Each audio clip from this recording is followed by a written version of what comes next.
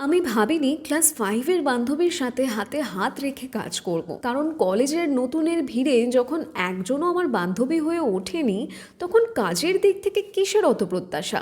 High, আমি তৃষ্ণা। আর ওই যেই মেয়েটাকে দেখছেন, যে মানুষকে তার হাতের ছোঁয়া একটু বেশিই মুগ্ধ করে তোলে, সে হচ্ছে আমার বান্ধবী পূজা। আর যাকে সে মুগ্ধ করে তুলছে সে তার বোন অঞ্জলি। মেকআপ আর্টিস্ট এখন আমাকে হেল্প করছে এত সুন্দর সূর্যমুখী হয়ে। জানি না আপনারা কতজন আমাদের কাজ দেখেছেন, তবে আমরা চেষ্টায় আছি আমাদের কাজকে আপনাদের সামনে বিভিন্নভাবে তুলে ধরার।